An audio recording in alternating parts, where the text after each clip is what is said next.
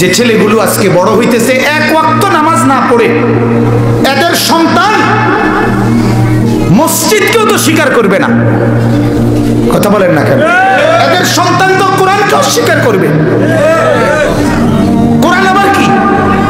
আপনারা জানেন এই যে রাসূলুল্লাহ সাল্লাল্লাহু আলাইহি সাল্লাম যে কওম কুরাইশের কাছে ইসলামের দাওয়াত দিছে, তারা আল্লাহর নবীকে বলতো মুহাম্মদের কিতা কও, কবর কিতা, আখিরাত কি, কবর থেকে আবার কেমনে উঠাইব? এই কোরআনে আছে ওয়ারাবা লানা মাসালান ওয়া নাসিয়া খালকা ক্বালা মান ইউহয়িল ইযামা ওয়া হিয়া রামীম।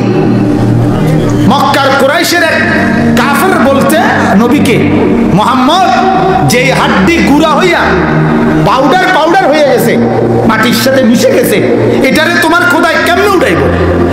তার মানে এরা আখিরাত চিনতেছে না। কথাটা আমার বুঝছেন? এরা পরকাল চিনতেছে না, এরা কবর বুঝতেছে না।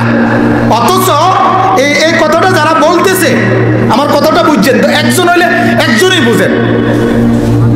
এই কথাটা যারা বলতেছে, যে কি বলতেছো মুহাম্মদ, কবর কিতা, হাসুর কি, পরকাল কি, আখিরাত কি, আল্লাহর কসম এরা এই যে এরা বলছে, এরা কিন্তু ইব্রাহিম এবং ইসমাইল দুইজন নবীর বংশধর। ঠিক, এদের পূর্বপুরুষ নবী, কিন্তু নবীর শিক্ষার থেকে ছুটতে ছুটতে, বাদ দিতে দিতে, একদিন নবীর জেনারেশন আইসা আরেক নবীরে বলতেছে আখিরাত কিতা। কথা বুঝছেন? একদিন এই মুরব্বী দাদা, যে ফ্যামিলি থাকতো না, হতে পারে এই দাদার আরেক দাদার 70 বছর পরের জেনারেশনে আর কেউ নামাজি নাই, তখন ওরা বলবে নামাজ কাকে বলে। কথা বুঝছেন না? অথচ হয়তো পারে এই ফ্যামিলির 70 বছর আগের দাদা আল্লাহর ওলি ছিলেন।